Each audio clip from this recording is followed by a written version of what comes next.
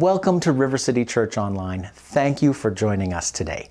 It's our prayer that you're blessed by what you hear today, so let's go and join our pastor for this week's message.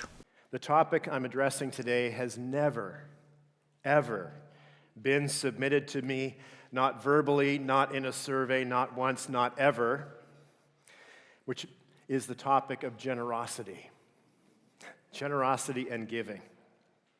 Which begs the question, Darrell, if no one's asking for it, well, why are you addressing it?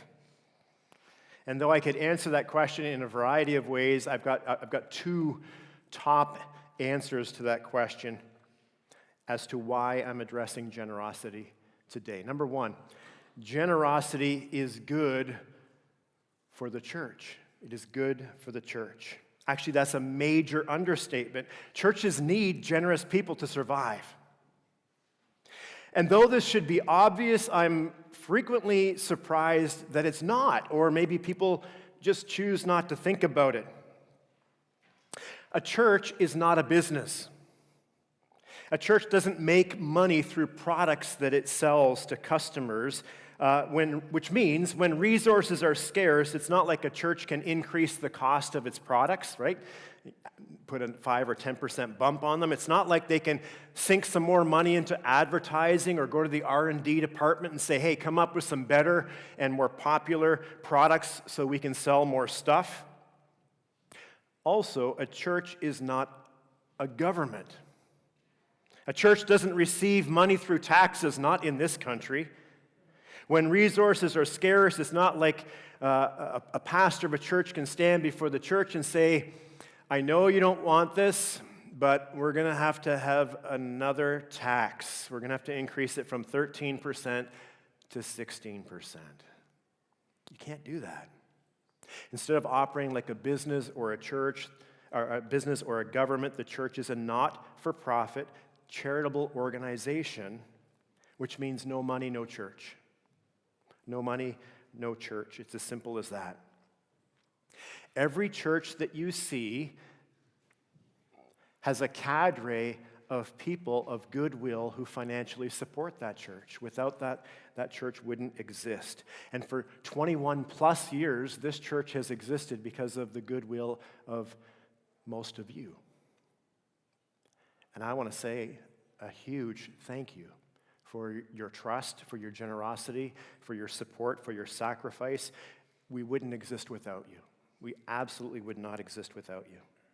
So first, generosity is good for churches. Second, generosity is good for us as well. According to the Bible, there's a complicated relationship between faith and finances. And few things reveal the condition of our faith, or you could say the condition of our hearts, better than how we manage, steward, and direct our financial resources. Not only is generosity needed for churches to survive and for God's kingdom to grow, generosity is needed for believers' faith to survive and for believers' faith to grow. Generosity loosens materialism's grip on us. It makes us less selfish, less self-centered. Generosity helps prevent us from making a god of money or of possessions. And finally, researchers tell us that there's a link between generosity and joy. So being a community church means that not everybody who comes here on Sunday sees themselves as a committed Christ follower yet, or a Christ follower at all. Maybe you're just exploring Christianity. And the topic of generosity can be really stressful to listen about if you're in that boat. Don't look at this, what I'm going to share, as talking about generosity to this church or any church. Look at it as just being generous as a citizen of our nation, because this is good for all of us, and it gives joy to all of us. Studies have shown, there's a TED Talk from a psychologist on this. Studies have shown that those who give their time and money to others are happier than those who don't. So generosity is good for the church, generosity is good for us, and in particular, good for us who identify as believers. And yet, generosity is hard. It is hard, period. And at no time is generosity harder than in times of scarcity or uncertainty, like these times we're living in right now. So what are we to do? Specifically, what are we who are believers supposed to do when times are tough or uncertain? Do we put a pause on our generosity and wait until inflation slows or the economy improves or till we get our next raise?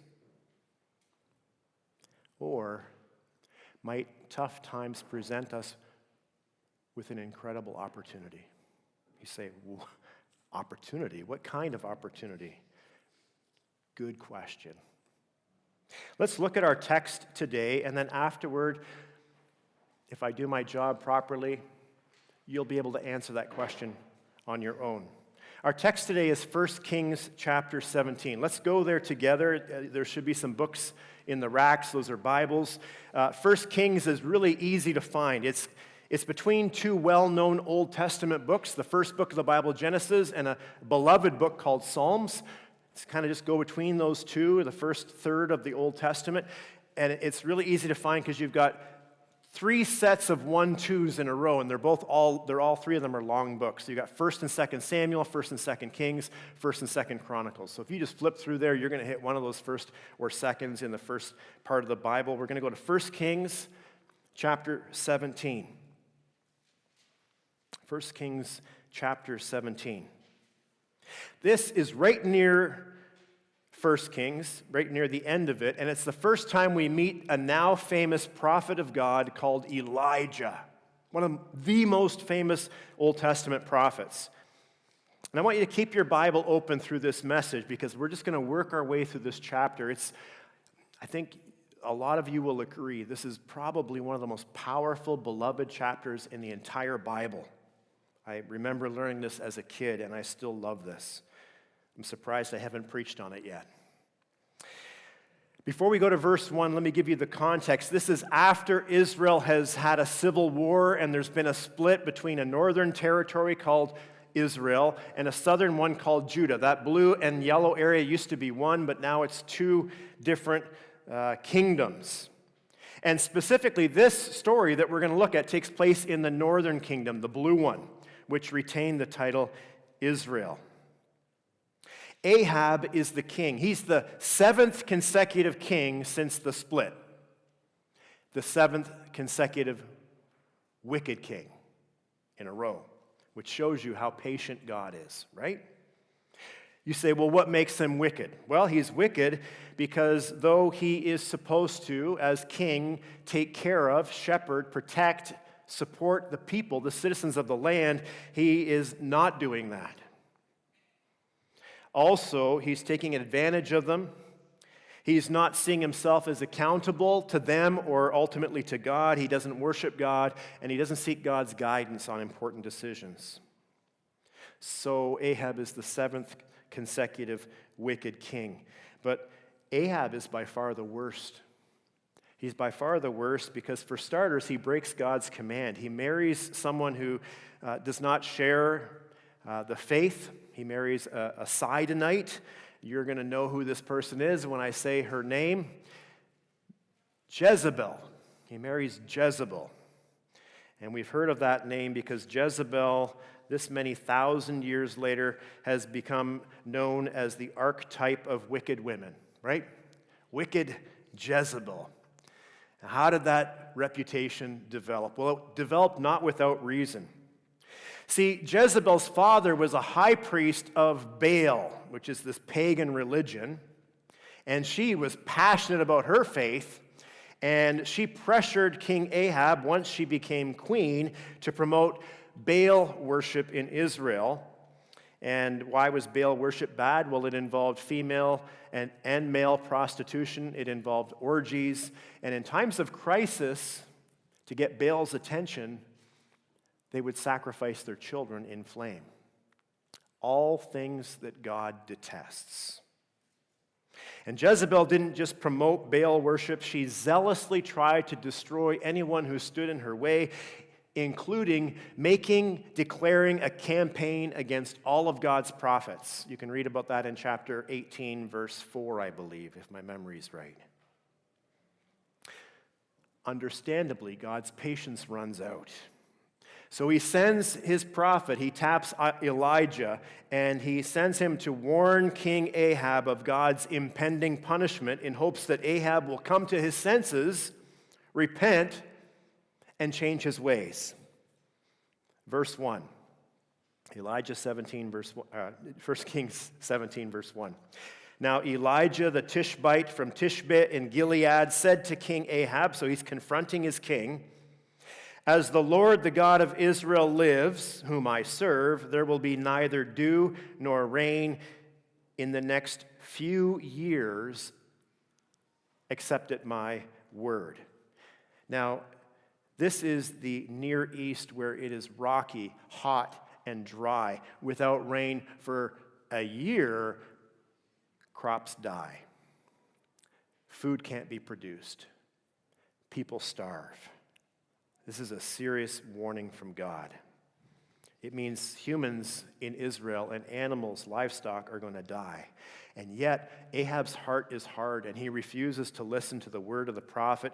And so this terrible drought begins. Israel is entering an extended period of scarcity and difficulty like you and I are experiencing right now, only worse.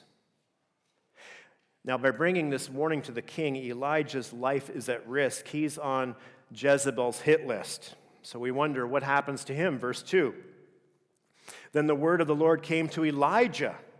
"Leave here, turn eastward, and hide in the Kerith ravine east of the Jordan River. You will drink from the brook, and I have directed the ravens to supply you with food there." So God sends Elijah away to this unlikely place east of the Jordan River, to this obscure valley, this ravine that's completely deserted. Completely deserted. There's no other people there. Elijah would be absolutely isolated from family and from friends and from everything and from everyone. But God would provide for him. God's provision includes water and goodness knows what that these scavenger birds would bring him. How does Elijah respond? That's a banana peel, by the way. How does Elijah respond? Verse 5. So he, that is Elijah, did what the Lord told him. He went to the Kerith ravine east of the Jordan and stayed there. The ravens brought him bread and meat in the morning and bread and meat in the evening, and Elijah drank from the brook. So Elijah obeys, and God preserves his life. Not only that, he gets 2 meals a day from these birds. Can you imagine, put yourself in Elijah's sandals. You're depending on God for your drink, your food, and your safety and security, and God is coming through every single day, twice a day.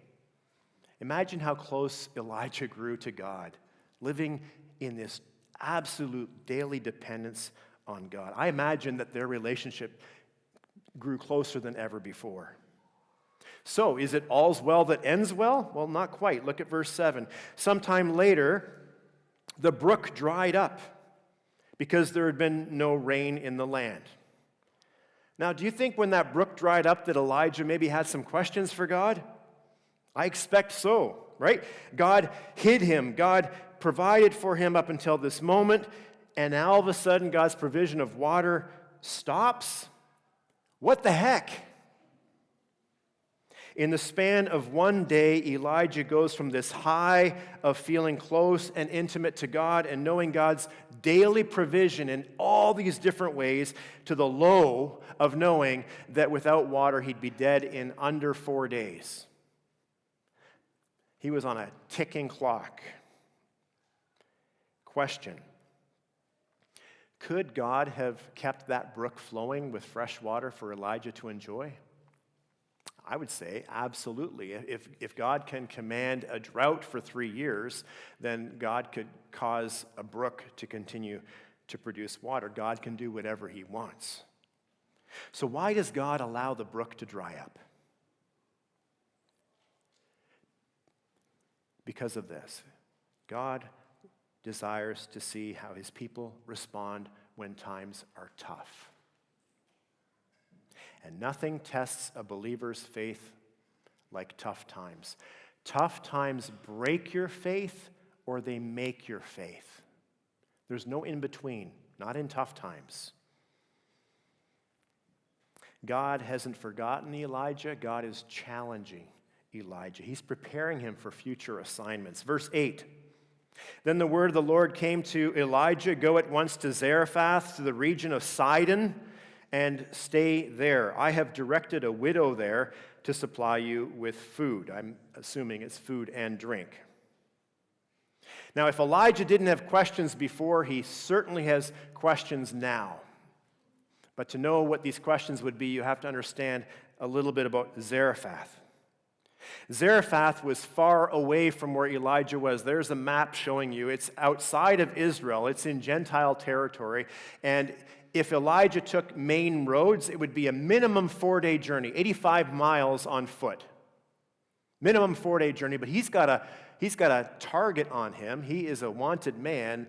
I don't know if he traveled the main roads and God protected him, or whether he took back roads and tried to stay unnoticed, but it's a 4-day minimum journey on foot, taking the shortest route. What's more, get this is crazy. Zarephath is a town right next to Jezebel's hometown, where her father is the high priest. This is the heart of Baal worship. God is sending him to the heart of Baal worship. He's sending him to the most dangerous place for a prophet of God to be. And not only is Zarephath the heart of Baal worship, it's the place where idols to Baal are manufactured, right? You think of Toyotas being manufactured in Cambridge. This is where Baal idols got manufactured. The craftsmen there would take rocks containing precious metals like gold, and they would heat them up until they were liquefied, and then they would skim off the impurities, and they would use the precious metal that was behind, and they'd put it into molds of various shapes and sizes of whatever gods they were constructing, whatever idols they were making. In Hebrew, Zarephath literally means to smelt or to melt, as in this refining process. The noun form of Zarephath is the crucible. Elijah was going to live in the crucible, where his faith would be tested and purified, where all the impurities would be burned away until only something beautiful remained. Now, considering the dangerous journey, the length of it and the danger of it, and considering the location that God was sending him, Elijah's response ought to shock us. It certainly shocks me. Verse 10. So, like not even with a second thought, so Elijah went to Zarephath. When he came to the town gate, a widow was there gathering sticks. He called to her and asked, "Would you bring me a little water in a jar so I may have a drink?" As she was going to get it, he called and said, "And bring me, please, a piece of bread." "As surely as the Lord your God lives," she replied, "I don't have any bread, only a handful of flour in a jar and a little olive oil in a jug. In fact, I'm gathering a few sticks to take home to make a meal for myself and my son, that we may eat it and die." This must be well into this famine, right? Say you're Elijah, and you hear this response from this woman, this widow. What would your response be? I expect that your response would be a lot like mine. My response would be, "Oh, I'm so sorry about your situation. It's every bit as bad, worse even than mine, because you have a dependent to care, your son, your child to care for. No worries. No worries. I'll find someone else who can come to my aid at this time, and I sure hope things work out for you and your son." How does he reply? Verse 13. Elijah said to her, "Don't be afraid. Go home and do as you have said, but first make a small loaf of bread for me from what you have, and bring it to me, and then make something for yourself and your son. For this is what the Lord, the God of Israel, says. The jar of flour will not be used up, and the jug of oil will not run dry until the day the Lord sends rain on the land. You might trust that promise in that statement if you were an Israelite with a strong faith in God. But this woman is a Sidonian. She's a non-Israelite and likely a Baal worshiper. And yet here, her faith gets challenged too. So put yourself in her sandals. Wouldn't Elijah's request strike you as audacious, offensive even? How dare this man test me like this? Can't he see how broken and vulnerable I am? I've already told him that me and my son are as good as dead, unless this famine ends within a week or so. Where's his compassion? Where's his sympathy? That's what I'd expect. But look at her response, verse 15. She went away and did as Elijah had told her, and so there was food every day for Elijah and for the woman and her family. For the jar of flour was not used up, and the jug of oil did not run dry, in keeping with the word of the Lord spoken by Elijah. This Sidonian widow obeys, and God graciously provides for her son, and for this homeless prophet.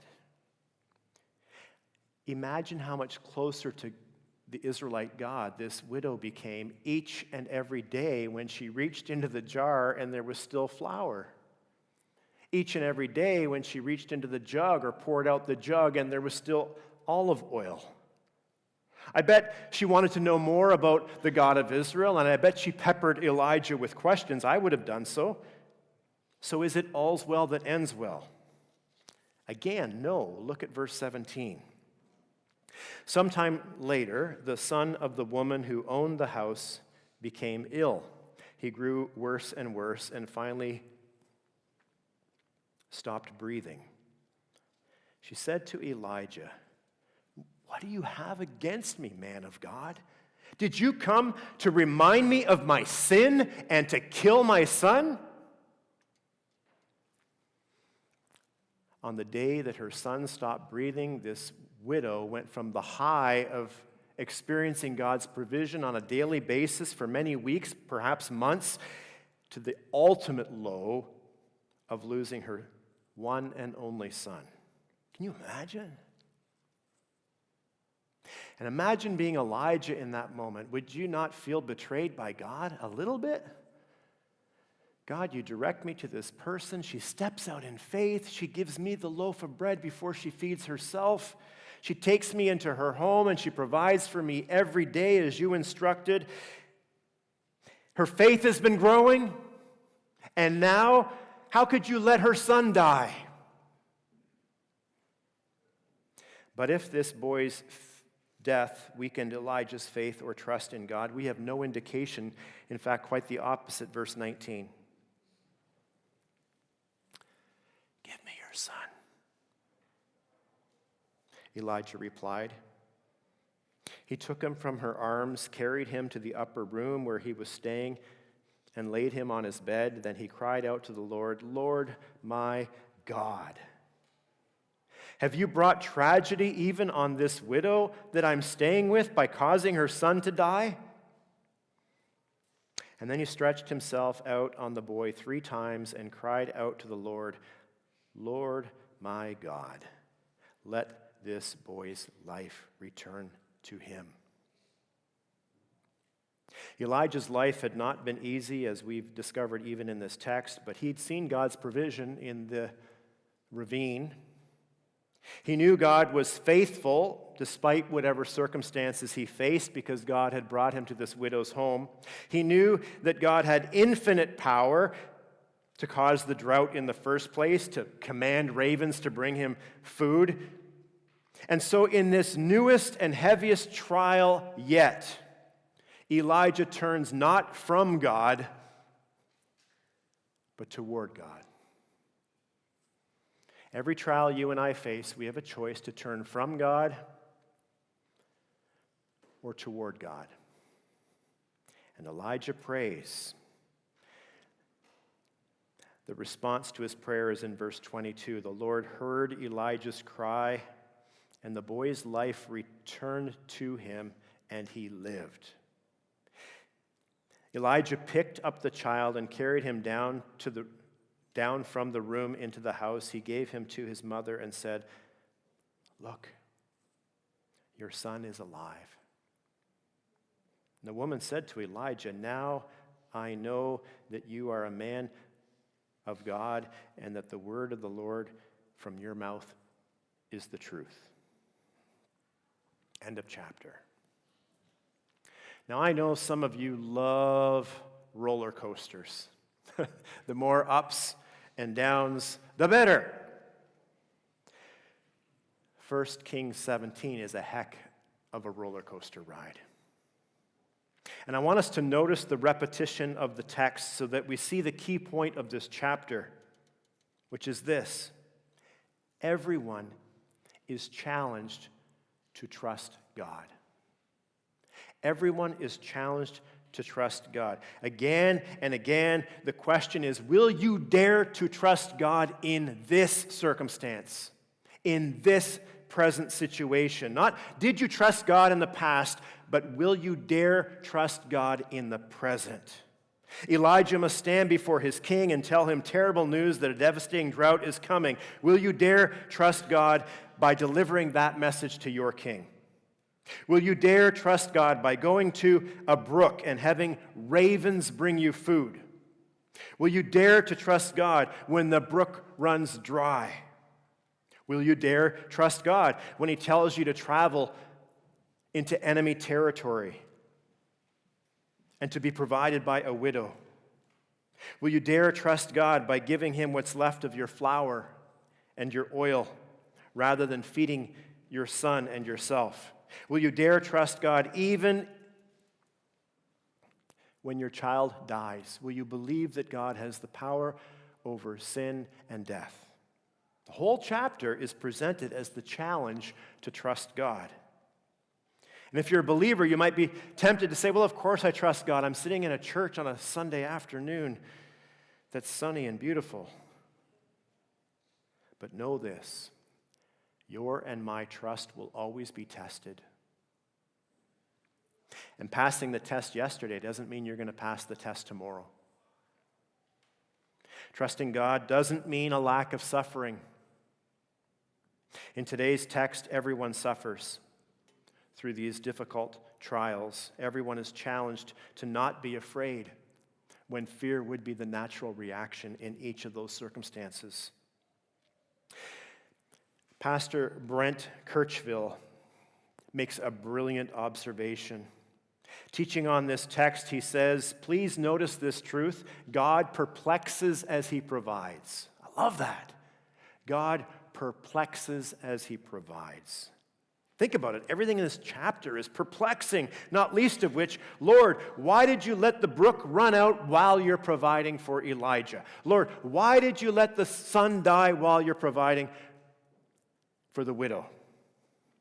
God is perplexing as he provides. And I wonder how many more believers would persevere through the ups and downs, the roller coaster of life, if they remembered that God perplexes as he provides. Both the widow and Elijah are repeatedly tested through perplexing circumstances. And both the widow and the prophet are saved by faith. They dare trust God even in the perplexing circumstances. River City, we too are called to trust God. You know, as I know, few actions reveal our trust in God more clearly than when we take our limited resources, our olive oil and our flour, and we direct them to the work of God and the purposes of God. When trial times come, do you stop trusting God to provide? Does your generosity run dry like the brook? Or do you continue to trust? Do you remain generous? Do you give God opportunity to refine your faith and to create something that in the end is free from impurity, something beautiful? Using the words of a historic statement of faith that's over 500 years old. In every circumstances you face in life, do you give God opportunity to show you that He will provide you with all things necessary for body and soul, and will also turn to your good whatever adversity He sends you in this life of sorrow. God is able to do this because He is Almighty God. God is willing to do this because He is also a faithful Father. He's a faithful Father. He's a faithful Father. All of us, from newbie believers like the widow in our text, all the way up to mature believers like the prophet Elijah, will be challenged by God to trust Him at all times and in all ways. The question is, do we dare? And will we keep passing the tests? Now, for various reasons, and you can talk to me, you can talk to any board member, I just want to try to conserve time here. For various reasons, River City Church is experiencing financial scarcity right now. And because of this, our church is financially vulnerable right now, and meaning if this continues for much longer, we will be financially unviable. This church will die, albeit in stages. We've already used up all the reserves that we'd been building up. I think the finance team had been building reserves over 3 or 4 years, such that we had over $14,000 of reserves. We're already running our ministries as efficiently as possible. All we have left to cut is staff. And I don't think any of us want that, something we don't wish to do. Our treasurer, James Burmaster, has prepared a printout that presents our financial reality. Extra copies are on the table in the foyer if you want one. And there are various ways to look at charts and graphs. I mean, James has done a good job of presenting the charts and graphs, but when I look at it, I see 2 key takeaways, and I want to keep this as simple as possible. 2 pressing needs. Number 1, from that chart right there, that's the first one on page 1. Our immediate need is to bridge an $11,000 gap between the green line and the blue line, between our reality and our budget. $11,000 gap. That's our short-term goal as a church.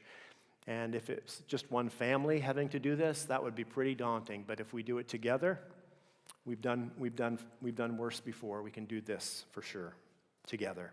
Number 2, over the next number of months, maybe even over the next couple of years, we want to create financial margin again. We want to replenish those reserves so that when the next lean season comes, we have something that will survive that season just as we've survived this season up until now.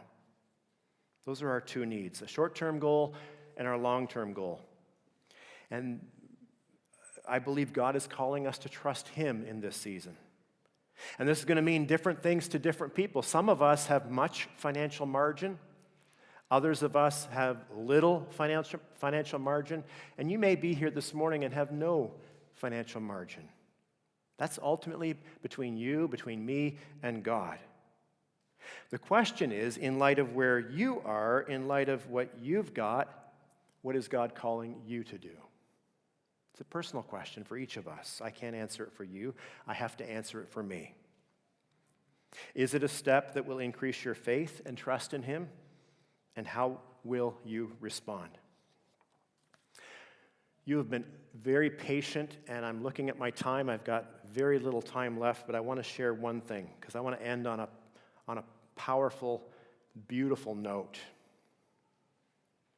As a church, we've been running lean so long, we've lived with kind of a scarcity mindset. I'm infected by a scarcity mindset myself. Anytime we have to raise money around here, I've only had the faith and the courage to challenge us to reach for the minimum. The minimum we got to do right now is $11,000. The minimum resource we need, or reserve we need longer term, is $10,000. And I want to change this about myself because I believe it demonstrates small faith.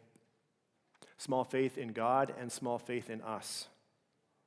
Last week I attended a classis meeting. What is a classis meeting? It's an assembly of churches in our region, 23 of them, including us, with about 60 elders, pastors, and deacons, so 60 church leaders. And during a break, I talked to someone who goes to a church in Guelph, just up the road, and that church just celebrated its anniversary. And here's what the church did. Last year, they ended with a financial surplus. Oh, imagine that. A financial surplus. It happens. So in anticipation of their anniversary celebration, they gave 70 people in that church $70 each. And they said, go out in the community, pray how to use this $70, but go out in the community and bless your neighbors. Use this money to give it out to other people. You figure it out. You're smart people. Knowing that Guelph has a lot of university students who are struggling to afford groceries right now, a senior, an elderly woman, went to her supermarket, and you're going to laugh when you hear this, but she scoped out people. She was looking for what looked like students who were stressing about the high cost of groceries. And finally, after some time, she found 2 young women that were stressing about the cost of groceries. They looked like university students. So she went, after she detected who they were, she went to the checkout area and she just waited till those 2 women were done their shopping and got in a line. She followed them. She went in the same line. She's stalking them, right? The checkout clerk ran the items through, and as their bill was adding up, the students looked more and more anxious, hoping they had enough for all the food on the till. After the last item, the checkout person said the amount, and before these students could pay, this senior blurted out, "I'd like to pay." This is a true story. And the clerk said, "For the last item, ma'am?" She said, "No, I want to pay for all of it. I want to pay for up to $70 worth. That's what I have to share." Well, the students were absolutely dumbfounded. The clerk was absolutely dumbfounded. Nothing like this had ever happened at the grocery store before. "Who does this?" They're like, "What's going on?" And the senior explained to the 2 students what her church was doing and how they just wanted to bless their neighbors. We just want to share the love of Jesus. Well, you'd think those students won the lottery. Very cool, right? That's one of 70 stories that church is going to be sharing each week for the next 70 weeks. And the best part, after paying for those groceries, this elderly woman, I have a picture of her in my mind right here. She's like, "Well, I'm in the grocery store anyway. I might as well do my own groceries." So she went and got a cart, and she filled it up, and she came to the checkout. And they rung all the items through, and she realized in her excitement to bless others, she forgot her wallet at home. So she had to leave her cart there, and obviously the cashier was understanding and everything, but she was a little bit embarrassed. But that shows you how consumed she was to bless these students. River City, I'm not saying that we should do what this Guelph church did, not now anyway. First, we need to get our financial house in order. But I share this to illustrate that when churches are financially healthy and when they have the resources they need, they not only survive lean times, they get to dream and imagine how they can bless the communities that they live in. I share the story to inspire us. We will get there again, River City. I know it. I believe it. But like I said, we need to first address our present needs as God directs. So like I said, James gives us various ways that we can do that on that sheet that provides the details. The key thing is that all of us who feel led, not by a sermon, not pressured by a sermon, but led by God's Spirit, act in a short amount of time so that we can celebrate closing at least that first gap together. Let me pray with you.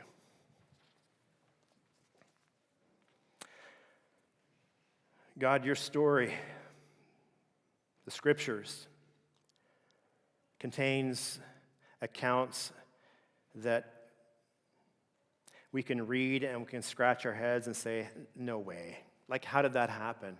A bird bringing bread and meat to a prophet in a ravine? I mean, that's better than the most technological drones being used by the U.S. military. A widow preparing her last meal for her and her son. somehow able to put her hand in a jar day after day, week after week, and find that the little that was in there keeps being replaced. The oil continues to flow until the drought ends. It's hard to believe. That takes faith. But it also takes faith to be generous. And so it's a fitting story for us to look at. You do perplex as you provide. That's undeniable. Lord, I pray for myself. I pray for this congregation. Brandon said, I don't know how he planned this, but that this was an idea that you put in my mind. And he was thankful for that. But Lord, I love these people, every single one of them, even one who came here for the first time today. And I pray that regardless of whether we feel called personally to be part of this campaign to bridge that gap right now, I feel passionate. It's my desire that each time a challenge comes to anyone in this room and in the basement and on this premises,